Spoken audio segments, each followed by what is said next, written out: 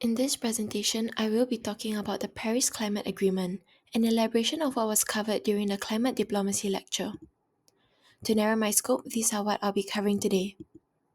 Adopted in 2015, the PCA represents a landmark global effort to address climate change. It currently consists of 194 signatory states and the EU, demonstrating near universal recognition. Its overarching goal is to hold the increase in the global average temperature to well below 2 degrees Celsius above pre-industrial levels and limit the temperature increase to 1.5 degrees Celsius. To achieve this, each country submits a nationally determined contribution, which is a self-set pledge outlining how it intends to reduce greenhouse gas emissions and adapt to climate impacts. This recognizes national sovereignty and differing capacities, offering flexibility while still promoting global participation. Moreover, its transparent and reporting framework ensures that states regularly report progress, with, with a global stocktake every 5 years to assess collective advancement towards the agreement's long term goals. In essence, this is a single cooperative framework for managing a global public goods problem of climate change while still accommodating to domestic political realities and economic diversity. So, how does this coalition reflect or challenge the major theories of realism and liberalism specifically?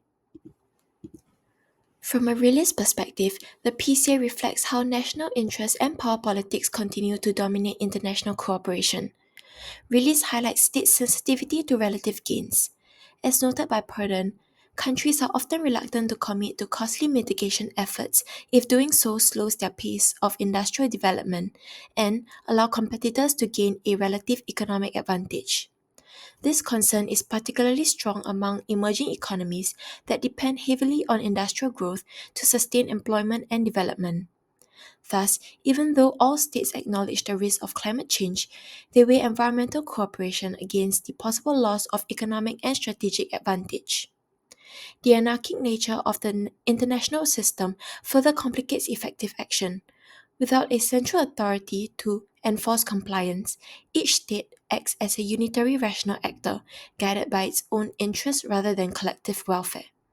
This explains why some states heavily impacted by climate change may still hesitate to enact strict pollution controls that could risk economic slowdown. Another key release observation is the disparity in incentives among states. As Carlson and Simmons discuss, countries' willingness to cooperate depends largely on the structure of their economies. For example, Latin American countries, which are major sources of global food production, face stronger climate vulnerabilities and thus greater motivation to support stringent mitigation measures. In contrast, industrialized states whose economies rely on manufacturing or fossil fuel industries perceive these measures as direct threats to their growth and competitiveness. This tension highlights how mitigation often conflicts with economic growth and adaptation priorities. Thus, realism interprets the PCA as a strategic balancing act, one where national interests, economic priorities, and power asymmetries shape the limits of global cooperation. From a liberalist perspective, the PCA reflects the belief that international cooperation is both possible and rational when states recognize mutual long term benefits. As Purdon argues, liberalism predicts that states will eventually choose to cooperate when the long term consequences of climate change outweigh the short term economic cost of mitigation. In this sense, states are viewed as rational actors capable of learning and adapting to global interdependence. The current status of the PCA demonstrates this liberal logic. Despite occasional withdrawals, such as the US under Trump's administration, most states have recommitted or strengthened their climate pledges over time. This persistence reflects growing recognition that climate impacts, such as extreme weather events, resource insecurity, and mass displacements, pose shared risks that no state can manage alone. Upholding the PCA thus becomes an optimal long term strategy, as a 1 to 2% short term GDP loss from mitigation is far less severe than the catastrophic cost of unchecked global warming. Moreover, liberalism recognizes that international relations extend beyond state actors to include NGOs, businesses, and cities, just to name a few. According to Backstrand et al., these actors increasingly fill gaps left by state limitations through voluntary commitments, transnational partnerships, and local policy innovations that align with national goals. For example, the C40 Cities Network and corporate coalitions like the We Mean Business Alliance contribute significantly to emissions reductions and policy diffusion, reinforcing liberalism's emphasis on collective action through multiple channels of cooperation. Thus, the PCA, through its inclusive and flexible framework, embodies liberal ideas of institutionalized cooperation, interdependence, and multilateral governance, showing that even in an anarchic system, shared global challenges can motivate collaborative action towards a common good. However, despite its cooperative framework, a significant challenge the PCA faces is the complexity of negotiations, reflecting theoretical divides.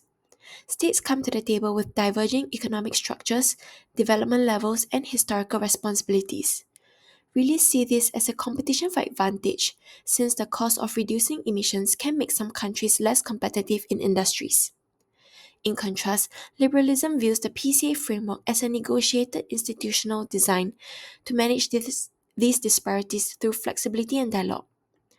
Drawing lessons from the Kyoto Protocol, the PCA embraced the principle of common but differentiated responsibilities and respective capabilities, allowing states to tailor commitments to national contexts.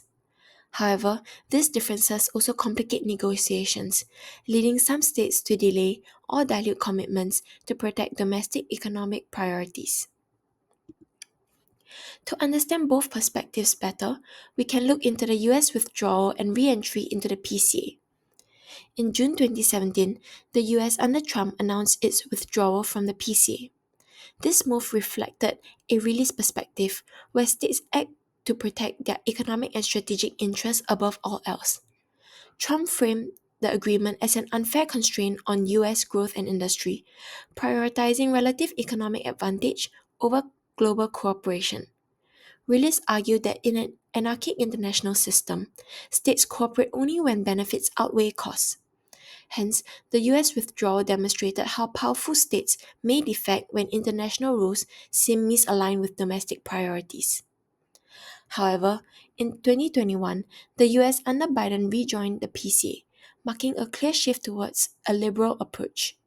This re-entry underscored the importance of international norms, cooperation, and reputation in shaping state behavior. According to Faulkner, the Biden administration's rationale reflected the liberal idea that collective action through institutions produces better long-term outcomes than isolation. By re-engaging, the US sought to restore its credibility as a climate leader and reaffirm its commitment to multilateralism.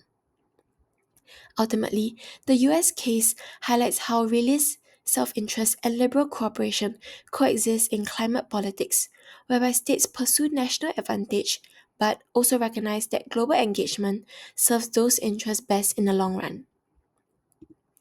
In conclusion, while the liberalist perspective best reflects the current outcomes of the PCA through voluntary NDCs, transparency, and review cycles, the agreement still perpetuates realist dynamics as states act when it aligns with their national interests.